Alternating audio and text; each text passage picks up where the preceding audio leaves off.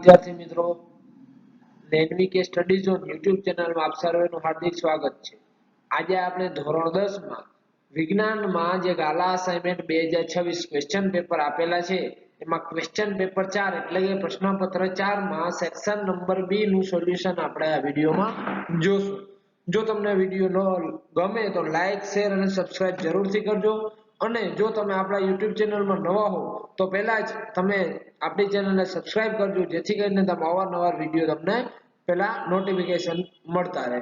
જો તમે અમારા ગ્રુપમાં એટલે કે આપણે 10મા નું જે ગ્રુપ બનાવેલું છે એમાં જોડાયેલા ના હો તો WhatsApp નંબર 7862884436 આ નંબર ઉપર તમે મેસેજ કરી દેજો અને લખજો કે ધોરણ 10 એટલે એને લગતા ગ્રુપમાં તમને એડ કરી દેશું, જેમાં તમામ પ્રકારના મટીરીયલ, તમામ વિષયના સોલ્યુશનની link, video, PDF, MCQ solution, અન્ય મટીરીયલ તમામ આમાં આપણે અપલોડ કરીએ છીએ। તો ચાલો વિડિયોની શરૂઆત કરીએ। પ્રશ્ન ક્રમાંક 25 થી 37 પૈકી કોઈ પણ 9 પ્રશ્નો લખવાના છે આપણે સેક્શન બી માં અને બધા જ પ્રશ્નોના 2 માર્ક રહેશે। તો 25મો પ્રશ્ન જોઈએ। તફાવતના બે મુદ્દા આપો।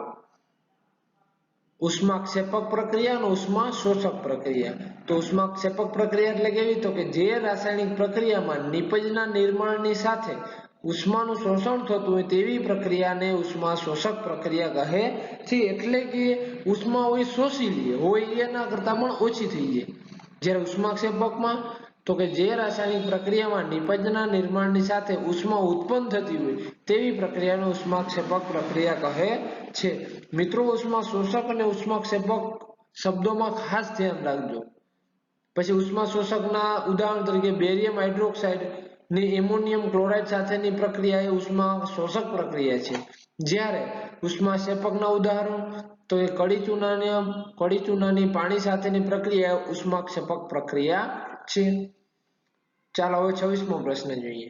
ધાતુઓના 4 સામાન્ય ગુણધર્મો લખો। તો નીચે પ્રમાણે છે, આપણે 5 આપેલા છે, કોઈ પણ આપણે 4 લખવાના। પહેલો, ધાતુઓ તેમની શુદ્ધ અવસ્થામાં ચળકાટવાળી સપાટી ધરાવે છે એટલે કે ચળકતી હોય। બીજું, તે ઓરડાના તાપમાને ઘન એટલે કે પારા સિવાય તે સખત હોય છે। તમામ જે ધાતુ છે એ ઓરડાના એટલે સામાન્ય આપણું તાપમાન અત્યારે હોય તે તાપમાને તમામ ધાતુઓ આપણે ઘન અવસ્થામાં જ મળશે, પરંતુ અપવાદ એક છે કે પારો એ પ્રવાહી સ્વરૂપે હોય છે। તે તણાવપણા અને ટીપાવપણાનો ગુણધર્મ ધરાવે છે એટલે કે એને તાણી શકાય છે અને ટીપી શકાય પણ છે। તે ઉષ્મા અને વિદ્યુતના સારા વાહક હોય છે। તેમના ગલન બિંદુ પણ ઊંચા હોય છે। હજી આમાં આપણે લખવું હોય તો લખી શકાય, ઉદાહરણ બે ધાતુ ના આપી શકાય, લોખંડ છે, અન્ય। આ થઈ ગયો આપણો 26મો પ્રશ્ન। પ્રશ્ન નંબર 27, તફાવત આપો। ધમની અને શિરા।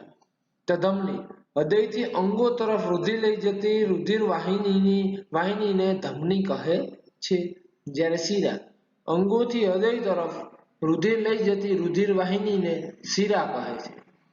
ધમનીમાં રુધિર ઊંચા દબાણથી વહન પામે છે, જ્યારે શિરામાં રુધિર નીચા દબાણથી વહન પામે છે।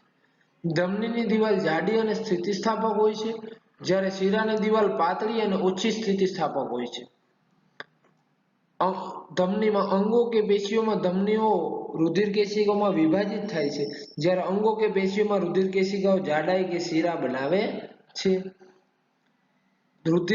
ધમનીમાં O2 યુક્ત એટલે કે ઓક્સિજન યુક્ત રુધિર વહન પામે છે, અપવાદ ફુફુસ ધમની, જ્યારે શિરામાં કાર્બન ડાયોક્સાઇડ એટલે કે CO2 યુક્ત રુધિર વહન પામે છે, એમાં અપવાદ છે ફુફુસ શિરા। તો મિત્રો, આમાં તમને 5 આપેલા છે, કોઈ પણ 2 કે 3 મુદ્દા બંનેમાં લખવાના, પરીક્ષામાં 2 માર્કમાં પૂછાય તો। 28મો પ્રશ્ન, દ્વિવિભાજન એ બહુવિભાજનથી કેવી રીતે ભિન્ન છે? પ્રતિકૂળ પરિસ્થિતિમાં બીજાણુ જાડી રક્ષણાત્મક દિવાલથી આવરિત હોય છે। તે પ્રતિકૂળ પરિસ્થિતિમાં, પ્રતિકૂળ એટલે કે કોઈ ખરાબ પરિસ્થિતિ, પ્રતિકૂળ પરિસ્થિતિમાં અસ્તિત્વ જાળવી રાખવા મદદરૂપ છે। બીજાણુ લાંબા અંતર સુધી વિકિરણ પામે છે।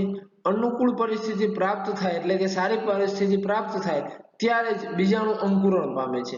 આ રીતે બીજાણુ દ્વારા પ્રજનનથી સજીવને લાભ થાય છે। આ બંને આવી રીતે ભિન્ન છે। 29મો પ્રશ્ન, તફાવત આપો શુક્રપિંડ અને અંડપિંડ. તો શુક્રપિંડ એટલે તે ઉદર ગુહાની બહાર વૃષભ કોથળીમાં હોય છે, જ્યારે અંડપિંડ તે ઉદર ગુહામાં હોય છે. શુક્રપિંડ તો કે તે શુક્રકોષો ઉત્પન્ન કરે છે, જ્યારે અંડપિંડ તે અંડકોષો ઉત્પન્ન કરે છે. શુક્રપિંડ છે નર જાતીય અંતઃસ્ત્રાવ છે, જ્યારે અંડપિંડ એ માદા જાતીય અંતઃસ્ત્રાવ છે. એટલે આ ટૂંકા અને 3 મુદ્દા તમે લખો એટલે 2 માંથી 2 માર્ક તમને મળી જશે. 30મો પ્રશ્ન. આકૃતિમાં શ્વેત પ્રકાશનું પાતળું કિરણપુંજ ત્રિકોણાકાર કાચના પ્રિઝમ પર આપાત કરવામાં આવે છે, ત્યારે પ્રિઝમની સામે રાખેલા પડદા પર XY વર્ણપટ રચાય છે. આ આકૃતિમાં તમે જોઈ શકો છો, આ આકૃતિ તમને આપેલી જ છે. તો હવે પ્રશ્ન આવે છે તો કે ઉપરોક્ત બનતી ઘટનાનું નામ શું છે? આ શ્વેત પ્રકાશ આવ્યો છે, આપાત કિરણ અહીંથી વક્રીભવન પામ્યું, અહીંયા આપણે એનો વર્ણપટ આખો મળ્યો 7 રંગનો. તો હવે આ ઘટનાને શું કહેવાય? તો કે આ ઘટનાનું નામ પ્રકાશનું વિભાજન છે. શું છે? વિભાજન. કારણ કે અહીંથી એક શ્વેત પ્રકાશનું એક જ કિરણપુંજ આવ્યું હતું, પરંતુ એમાંથી 7 રંગમાં વિભાજિત થાય છે. એટલે આ શું થયું? તો કે પ્રકાશનું વિભાજન થયું. હવે બીજો પ્રશ્ન. XY વર્ણપટ, જો અહીં તમે જોઈ શકો છો કે XY વર્ણપટ છે, એના પર X અને Y બિંદુ આગળ પ્રકાશના રંગના નામ લખો. એટલે ઉપર કયો રંગ હશે અને સૌથી નીચે કયો રંગ હશે તે. તો તમે જોઈ શકો છો કે નીચેથી ચાલુ કરવાનો, જાની વાલા પીનારા. એટલે કે X બિંદુ આગળનો રંગ જાંબલી, અહીંયા જાંબલી એટલે જાની વાલા પીનારા, અને ઉપર રાતો એટલે કે લાલ રંગ હોય છે. 31. વિદ્યુત બલ્બના ફિલામેન્ટ બનાવવા માટે લગભગ એકમાત્ર ટંગસ્ટનનો જ ઉપયોગ થાય છે. કેમ થાય છે? એટલે કે આપણે વિદ્યુત બલ્બ જે હોય છે એમાં ટંગસ્ટન જ શા માટે ઉપયોગ કરવામાં આવે છે, અન્ય ધાતુ કરવામાં આવતી નથી? તો એનું કારણ છે કે ટંગસ્ટનનું ગલનબિંદુ ખૂબ જ ઊંચું છે, લગભગ 3380 સેલ્સિયસ. પણ આ મિત્રો યાદ રાખવાની જરૂર નથી. ખાલી અહીંથી આટલું જ યાદ રાખવાનું, ટંગસ્ટનનું ગલનબિંદુ ખૂબ ઊંચું હોવાથી તે ખૂબ ઊંચા તાપમાને પણ પીગળ્યા સિવાય ઉદ્ભવતી ઉષ્મા જાળવી રાખે છે. તેથી તે ખૂબ ગરમ થઈ પીગળ્યા સિવાય પ્રકાશનું ઉત્સર્જન કરે છે. એ પીગળી જતી નથી કારણ કે એનું ગલનબિંદુ ખૂબ ઊંચું છે. વધુમાં ટંગસ્ટનનું લચીલાપણું એટલે કે ફ્લેક્સિબિલિટી અને ઊંચા તાપમાને બાષ્પીકરણનો નીચો દર પણ મહત્વનો અને ઉપયોગી છે. તેથી બલ્બના ફિલામેન્ટ બનાવવા માટે ટંગસ્ટનનો ઉપયોગ થાય છે. એના પછી છે 32મો પ્રશ્ન. મિત્રો આ જો તમને 2 માર્કમાં દાખલો આપેલો છે. તમારા ઘરમાં વપરાતો વિદ્યુત બલ્બ 100 વોટ, વોટ એટલે કે આ પાવર આપેલો છે. શું આપેલું છે મિત્રો? પાવર. 100 વોટ અને રેફ્રિજરેટર 40 વોટનું રેટિંગ ધરાવે છે. જો આ ઉપકરણો 10 કલાક પ્રતિ દિવસ એટલે કે એક દિવસમાં 10 કલાક વાપરવામાં આવે અથવા તો ચલાવવામાં આવે તો ₹8 પ્રતિ કિલોવોટ અવર એટલે કે 8 રૂપિયા કેટલા? 1 કિલો વોટ પ્રતિ અવર અથવા તો 1 કિલો અવરના 8 રૂપિયા. એટલે કે 10 દિવસ ચલાવવા જરૂરી ઉર્જા માટે કેટલો ખર્ચ થાય? તો પહેલા તો આપણે એના પાવર ગોતી લઈએ, વોટ ગોતી લઈએ. પહેલા આપણે 2 અલગ અલગ આપેલા છે વિદ્યુત ઉપકરણો. પહેલા આપણે શું આપેલું? વિદ્યુત બલ્બ. તો વિદ્યુત બલ્બ માટે શોધીએ. તો 10 દિવસ ચલાવવો હોય તો શું આવે? તો કે 100 વોટ છે એટલે 100 ગુણ્યાનો કેટલો સમય છે? 10 દિવસ. એટલે 10 અને એને 10 દિવસ અને દરરોજને 10 કલાક એટલે એક દિવસની 10 કલાક એટલે ગુણ્યા 10 એટલે કેટલું થયું? 10 10 100 100 ગુણ્યા 100 એટલે 10,000 એને ભાગ્યા 1000. કારણ કે આપણે 1000માં એટલે કેમાં શોધવું છે એટલે, અથવા તો ન શોધવું હોય તો ભાગ્યા 1000 પહેલા કરવાના નહીં, અથવા ડાયરેક્ટ કરી નાખશો તો પણ ચાલશે. 3 મીંડા ઉડી જશે એટલે વધશે 10 કિલો વોટ અવર. અથવા તો જો તમારે કિલો ના ફેરવા હોય તો 10,000 વોટ અવર. પછી 10 દિવસ બલ્બ ચલાવવા માટે થતો ખર્ચ કેટલો થશે? તો કે 10 ગુણ્યા 8 પ્રતિ અવર, અથવા તો આ 10 આવ્યા હતા એને 1 કિલો વોટના 8 રૂપિયા થશે, 10 ગુણ્યા 8 એટલે 80 રૂપિયા ખર્ચ થશે. એવી જ રીતે હવે રેફ્રિજરેટરનું શોધશું. એનું કેટલો છે રેટિંગ? 400 એટલે 400 ગુણ્યા 10 દિવસ અને દરરોજની 10 કલાક એટલે ગુણ્યા 10. 400 ગુણ્યા 10 ગુણ્યા 10 એટલે 400 ગુણ્યા 100 એટલે ભાગ્યા 1000. કારણ કે આપણે કિલો વોટમાં જવાબ જોઈએ છીએ એટલા માટે 3 મીંડા ઉડાડી નાખો એટલે 40 કિલો વોટ જવાબ મળશે. હવે એનો ખર્ચ કેટલો છે? તો કે 1 કિલો વોટનો 8 રૂપિયા, તો 40 ગુણ્યા 8 કરશો એટલે કેટલા આવશે? 8 ચોક 32 એટલે 320 રૂપિયા આવશે. તો કુલ ખર્ચ કેટલો થયો? આનો 320, આનો 80, એટલે કુલ કેટલો થયો? 320 વત્તા 80 બરાબર 400 રૂપિયા ખર્ચવા પડશે. ચાલો 33મો પ્રશ્ન.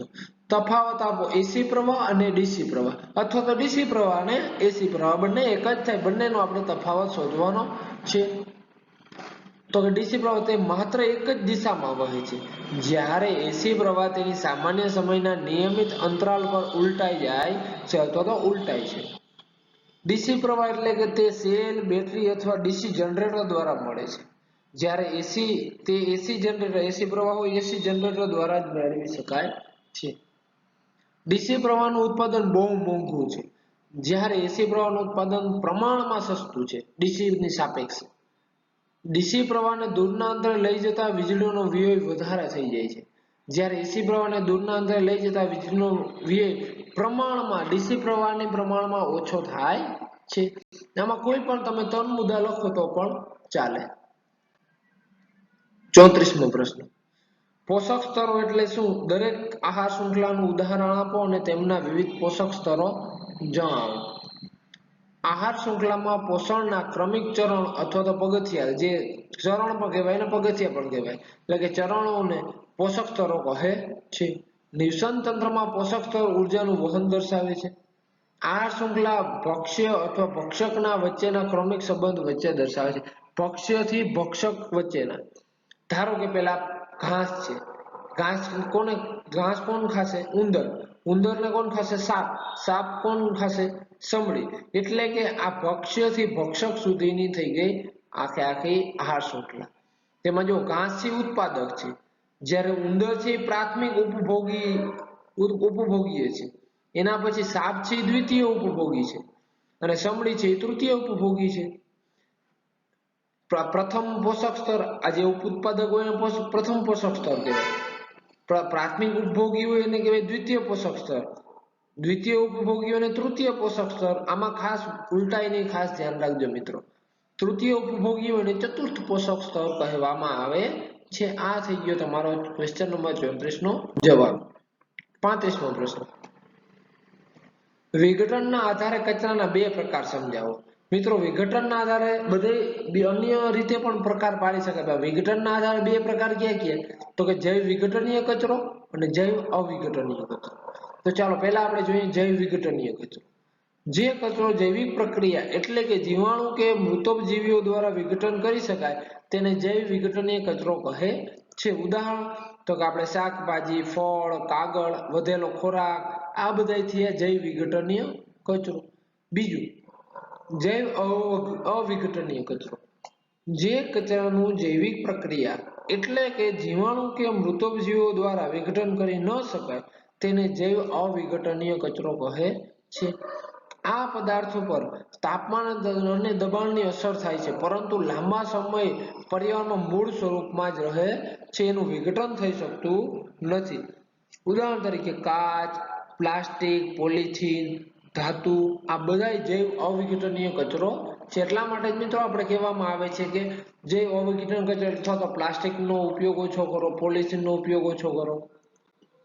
36મો પ્રશ્ન. વૈજ્ઞાનિક કારણ આપો. પિત્તરસમાં પાચક ઉત્સેચકો ન હોવા છતાં તે અગત્યનો પાચક રસ છે. પિત્તરસ યકૃતમાંથી સ્ત્રાવ પામતો આલ્કલીય પાચક રસ છે. તેમાં પિત્ત ક્ષારો આવેલા હોય છે, પરંતુ કોઈ પાચક ઉત્સેચક આવેલો હોતો નથી. પિત્તરસ જઠરમાંથી આવતા એસિડિક ખોરાકને આલ્કલીય બનાવે છે. તેથી સ્વાદુરસના ઉત્સેચકોની ક્રિયાશીલતામાં વધારો થતા ખોરાકનું પાચન કરી શકે છે.